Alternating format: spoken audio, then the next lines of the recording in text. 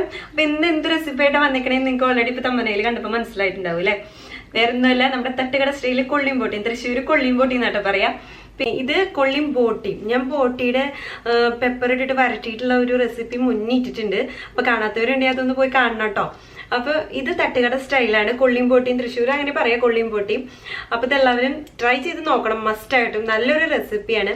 പിന്നെ ടേസ്റ്റ് ഉണ്ടാവാനായിട്ട് നല്ല നെയ്യുള്ള ബോട്ടി ആവാനായിട്ട് ശ്രദ്ധിക്കണം കേട്ടോ. നെയ്യില്ലാത്ത ബോട്ടിയാണെങ്കിൽ ഒന്നിനും കൊള്ളില്ല. അത്യാവശ്യം നെയ്യ് വേണം ബോട്ടിക്ക്. പിന്നെ എനിക്ക് പെട്ടെന്ന് കൊള്ളിയും ബോട്ടിയും വെക്കേണ്ട വന്ന ഒരവസ്ഥ വന്നപ്പോൾ ഞാൻ വിചാരിച്ചു എന്തായാലും വീഡിയോ എടുത്ത് കളയാന്ന്. പക്ഷെ ട്രൈപോഡും അന്നേരം ക്യാമറ വെക്കാനൊന്നും ടൈം കിട്ടിയില്ല കേട്ടോ. ഞാൻ കയ്യിലാണ് പിടിച്ചിരുന്നത്. അപ്പോൾ എന്തെങ്കിലും കുറവുകളുണ്ടെങ്കിൽ ക്ഷമിക്കണം. അപ്പൊ നമുക്ക് എങ്ങനെയാണ് തട്ടുകട സ്റ്റൈലില്, തട്ടുകട സ്റ്റൈൽ എന്ന് പറയുമ്പോൾ പല സൈഡിലും പല രീതിയാണ് കേട്ടോ. ഇതന്നെയാവണമെന്നില്ല എല്ലായിടത്തും. അപ്പോൾ തട്ടുകട സ്റ്റൈലിൽ എങ്ങനെയാണ് നമുക്ക് കൊള്ളിയും ബോട്ടി തയ്യാറാക്കാൻ നോക്കാം. അപ്പൊ നമ്മള് ബോട്ടിയുടെ കഴുകി വൃത്തിയാക്കി എടുത്തിട്ടുണ്ട്. ഉപ്പും മഞ്ഞളും ഇട്ടിട്ട് കണ്ടോ, നല്ല വൃത്തിയാക്കി എടുത്തിട്ടുണ്ട്. ഇതിൽ പ്രത്യേകിച്ച് വെള്ളമൊന്നും ഒഴിക്കണ്ട. നമ്മൾ ബോട്ടി ക്ലീൻ ചെയ്ത് വൃത്തിയായിട്ട് എടുക്കുമ്പോൾ തന്നെ അതിൽ കുറച്ച് വെള്ളം ഉണ്ടാവും. ആ വാർന്ന് വരുന്ന വെള്ളം മതി. അതിൽ കുറച്ച് മഞ്ഞപ്പൊടി, ഒരു 1/4 ടീസ്പൂൺ മഞ്ഞപ്പൊടി ചേർത്തിട്ടുണ്ട്. ഇനി നമുക്ക് പെരിഞ്ജീരകം ചേർത്ത് കൊടുക്കാം. പെരിഞ്ജീരകം ഒരു 1/4 ടീസ്പൂണൊക്കെ ആവാം. അത് ഇച്ചിരി കൂടിയാലും കുറഞ്ഞാലും പ്രശ്നമില്ല. ഒരു 1/4 ടീസ്പൂണോളം പെരിഞ്ജീരകം. ഇനി നമുക്ക് ഇതിലേക്ക് മല്ലിപ്പൊടി ഇട്ട് കൊടുക്കണം. ഞാനിപ്പോൾ 1 ടീസ്പൂണ് മല്ലിപ്പൊടി ഇട്ട് കൊടുത്തു. ഇനി 1 ടീസ്പൂൺ കൂടി, അപ്പോൾ ടോട്ടല് 2 ടീസ്പൂൺ മല്ലിപ്പൊടി ചേർത്ത് കൊടുക്കാം. ഇനി നമുക്ക് ഇതിലേക്ക് മുളക് പൊടി വേണം. മുളക് പൊടിയുടെ അളവ് പറയാനാണെങ്കിൽ 2 ടീസ്പൂൺ മതി. 2 ടീസ്പൂൺ മുളക് പൊടി ചേർത്ത് കൊടുക്കാം.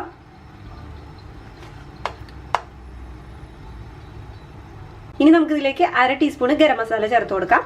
വീട്ടിൽ പൊടിച്ചതാണ് കേട്ടോ, നല്ല ടേസ്റ്റ് ഉണ്ടാവുള്ളൂ. ഇനി നമുക്ക് ഇതിലേക്ക് വേണ്ട സാധനങ്ങൾ എന്ന് പറയുന്നത് 1.5 സവോള. വലിയ സവോളയാണെങ്കിൽ 1 മതി. ചെറുതാണെങ്കിൽ ഒരു 1.5 എണ്ണം വരെ എടുക്കുക. പിന്നെ തക്കാളിയുടെ പകുതിനെ ഞാൻ നടുമുറിച്ച് വെച്ചിട്ടുള്ളതാണ്. ഇത് കണ്ടോ, വലിയ തക്കാളിയാണെങ്കിൽ ഒരു പകുതി മതി, അധികം തക്കാളി ആവശ്യമില്ല. പിന്നെ ഈ സാധനം എന്ന് പറയുന്നത് ഇറച്ചിമുളക് എന്ന് പറയും. നമ്മുടെ സാധാ പച്ചമുളകല്ല, ഇറച്ചിമുളക്. അതാണെങ്കിൽ നല്ല സ്വാദ് ഉണ്ടാവും ഇതിലേക്ക് കേട്ടോ. ഞാൻ എൻ്റെ മുന്നത്തെ ബോട്ടിയുടെ റെസിപ്പിയിലൊക്കെ ചെയ്തിട്ടുണ്ട്. ഇറച്ചിമുളക് എടുക്കുക, ഒരു 8 എണ്ണമൊക്കെ ആവും. അതിന് എരിവില്ല, കൂടുതലായാലും പ്രശ്നമില്ല. പിന്നെ ഇഞ്ചിയും വെളുത്തുള്ളിയും. ഇഞ്ചി ഒരു 2 ഇഞ്ച് നീളമുള്ള ഒരു പീസ്, ഇത്രയും പോകുന്ന 2 കഷ്ണം എടുത്തിട്ടുണ്ട്. പിന്നെ ഒരു 4 അല്ലി വെളുത്തുള്ളിയും, പിന്നെ കറിവേപ്പില ഒരു പിടി എടുത്തോ, കാരണം നല്ലൊരു മണം കിട്ടും ഇതിലേക്ക്. ഇതൊക്കെയാണ് നമുക്ക് വേണ്ടത്. ഇത് മൊത്തത്തിൽ നമുക്ക് നമ്മുടെ ബോട്ടിയിലേക്ക് ചേർത്തോ. ഇനി നമുക്ക് ഇതിലേക്ക് ആവശ്യത്തിനുള്ള ഉപ്പും കൂടിയും ചേർത്ത് കൊടുക്കാം. അത്യാവശ്യത്തിന് ഉപ്പ് വേണം. ഉപ്പ് ചേർത്തതിന് ശേഷം നമ്മുടെ കൈ വെച്ചിട്ട് തന്നെ, കയ്യിൽ വേണം നിർബന്ധമില്ല, കൈ വെച്ചിട്ട് തന്നെ നമുക്ക് ഇത് നല്ല ഒന്ന് യോജിപ്പിച്ചെടുക്കണം. ബോട്ടിയിൽ അത്യാവശ്യം നെയ്യ് വേണം കേട്ടോ. നെയ്യില്ലെങ്കിൽ നമ്മൾ ഈ ബോട്ടി മേടിക്കണോടത്ത് പറഞ്ഞാൽ മതി, ഒരു കഷ്ണം നെയ്യിൻ്റെ പീസ് ചോദിച്ചാൽ അവർ തരും. അപ്പോൾ അതും കൂടി ഇട്ടിട്ട് വേണം നമ്മൾ ബോട്ടി വേവിക്കാൻ. എന്നാലാണ് ആ കൊള്ളിയിലേക്കൊക്കെ നല്ല നെയ്യൊക്കെ പിടിച്ച് നമ്മൾ കൊള്ളിയും ബോട്ടിയും തയ്യാറാക്കുമ്പോൾ സ്വാദ് ഉണ്ടാവുള്ളൂ. നല്ല തിരുമ്മി യോജിപ്പിച്ചെടുത്തിട്ടുണ്ട്. വെള്ളം ചേർക്കണം നിർബന്ധമില്ല. ഇനി നിങ്ങൾക്ക് അത്രയും പേടിയാവാണ് അടിക്ക് പിടിക്കുമോ എന്നുള്ള സംശയം ഉണ്ടെങ്കിൽ ഒരു 1/2 ഗ്ലാസ് വെള്ളം വേണമെങ്കിൽ ചേർക്കാം. ഞാൻ ചേർക്കണില്ല. ഇനി കുക്കർ അടച്ചു വെച്ചിട്ട് നമുക്കൊരു 5-6 വിസിലൊക്കെ ഞാൻ അടുപ്പിക്കാറുണ്ട്. ബോട്ടിക്ക് അത്യാവശ്യം വേവുള്ളതാണ്. പിന്നെ ഓരോരുത്തരുടെ കുക്കറിനനുസരിച്ച് വിസിൽ അങ്ങോട്ടും ഇങ്ങോട്ടൊക്കെ മാറും കേട്ടോ. എൻ്റെ പഴയ കുക്കറൊക്കെ ആകുമ്പോൾ പഴയ കുക്കറുകളിലൊക്കെ 12 എണ്ണമൊക്കെ അടിക്കണം.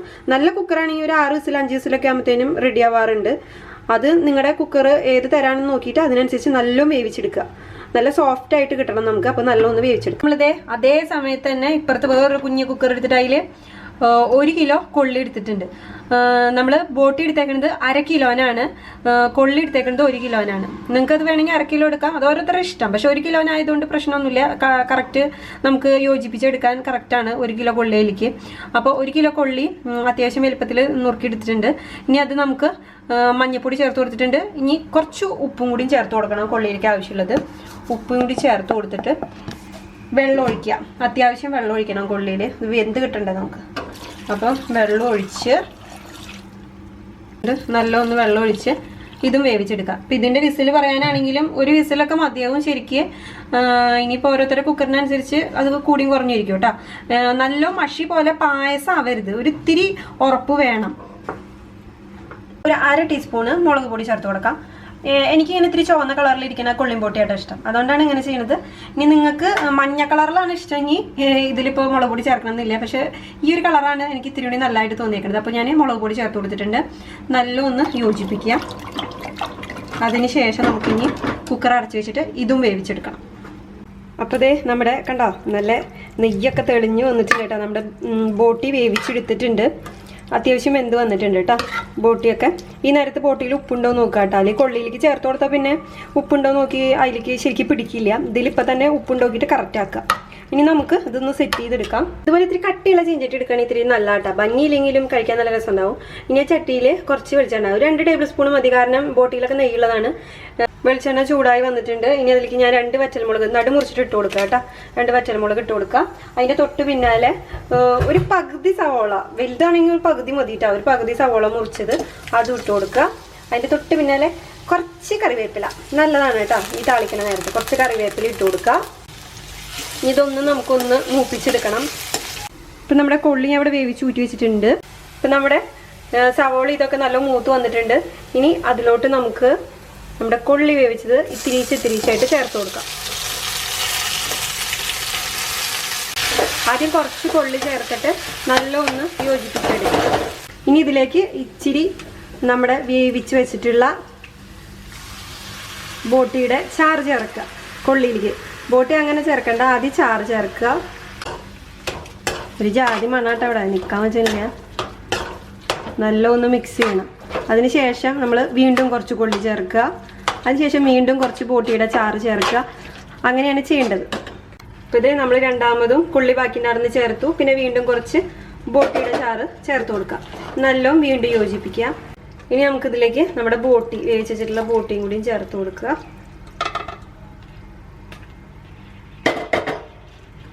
ഇനി നമുക്കിതിലേക്ക് ഗരം മസാല ചേർത്ത് കൊടുക്കാം. ഒരു ടീസ്പൂണ് ഒക്കെ ആവാം, 1/2 ടീസ്പൂണോ 1 ടീസ്പൂണോ ഓരോരുത്തരുടെ ഇഷ്ടത്തിനനുസരിച്ച് ചേർക്കുക കേട്ടോ. അതൊക്കെ കുറച്ച് ഗരം മസാല ചേർത്ത് കൊടുക്കുക. നല്ല ഒന്ന് ഇളക്കി യോജിപ്പിച്ചെടുക്കുക കേട്ടോ, എല്ലാ വശത്തേക്കും എത്തണം. ഇനി നമുക്ക് ഇതിലോട്ട് കുറച്ച് ഒരു 1/4 ടീസ്പൂണ് കുരുമുളക് ചതച്ചത് കേട്ടോ. കുറച്ച് മതി, അധികം വേണ്ട. പിന്നെ അത് നിങ്ങളുടെ ഇഷ്ടത്തിനനുസരിച്ച് എരി കുറവാന്ന് തോന്നുകയാണെങ്കിൽ ഇത്തിരി കൂടുതൽ ചേർക്കാം, അല്ലെങ്കിൽ കൂടുതൽ ചേർക്കാം. അതൊക്കെ നിങ്ങളുടെ ഇഷ്ടത്തിനനുസരിച്ച് കേട്ടോ, അതൊക്കെ ചെയ്യാം. നല്ല ഒന്ന് ഇളക്കി യോജിപ്പിക്കുക. ഇപ്പം ഏകദേശം അത് യോജിപ്പിച്ചിട്ടുണ്ട്. നല്ല ഒന്ന് ഇളക്കി യോജിപ്പിച്ച് കൊടുക്കുക. എൻ്റെ അമ്പോ ജാതി മണ്ണാണ് കേട്ടോ ഇവിടെ. ഇപ്പം ഇത് നല്ല സെറ്റായി വന്നിട്ടുണ്ട് കേട്ടോ. ഇനി നമുക്കിതിൻ്റെ മീതെ കുറച്ച് സവാള ഗിരിഗിരിയാക്കാം, കുറച്ച് പച്ചമുളക് ഗിരിഗിരി അരിഞ്ഞിട്ടിട്ട് വയറ് നിറച്ച് തിന്നാം. കണ്ടോ, അടിപൊളി നമ്മുടെ കൊള്ളിയും പൊട്ടി ഇവിടെ സെറ്റായി വന്നിട്ടുണ്ട്. അപ്പോൾ ഇതെല്ലാവരും ട്രൈ ചെയ്ത് നോക്കുക, എല്ലാവർക്കും നല്ല ഇഷ്ടമാവും. അതിനുശേഷം അഭിപ്രായം പറയാൻ മറക്കരുത് കേട്ടോ എന്തായാലും. അപ്പം എല്ലാവരും ട്രൈ ചെയ്ത് നോക്കണം. ഇതിൻ്റെ മുന്നേ ഞാൻ ബോട്ടി വരട്ടണത് ഒരെണ്ണിട്ടിട്ടുണ്ടായിരുന്നു, അമ്മച്ചിയുടെ തന്നെ ഒരു റെസിപ്പി, അത് ചെയ്യണം. ഇതൊക്കെ തട്ടുകട സ്റ്റൈലാണ്, അമ്മച്ചിയുടെ റെസിപ്പി വേറെയാണ് കേട്ടോ. അത് ഞാൻ നാട്ടിൽ ചെന്ന അമ്മച്ചീനെ കൊണ്ട് തന്നെ ചെയ്യിപ്പിച്ച് കാട്ടിത്തരാം. അപ്പം നമുക്ക് അടുത്ത റെസിപ്പി ആയിട്ട് കാണാം. പൊടിക്കാറ്റ് കുറഞ്ഞു തോന്നുന്നു.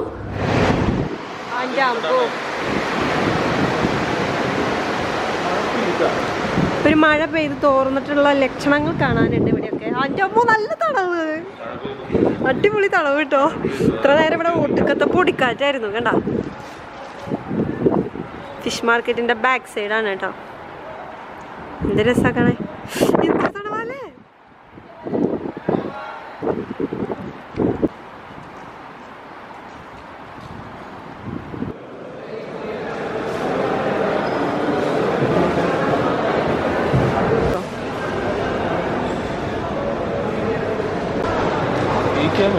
ये क्या मातर हेमात किलो 6 दर खाना में अच्छा है.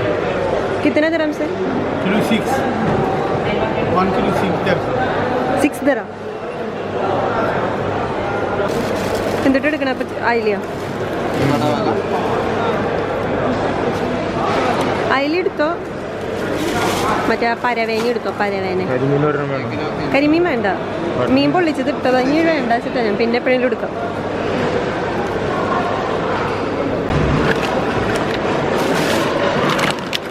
ഇറച്ചി ഇതൊക്കെ കഴിക്കണേക്കാട്ടി നല്ലതല്ലേ. അവിടെ മത്തി ഇരിപ്പുണ്ട്, ചെറിയ ചാള അല്ലേ. ആ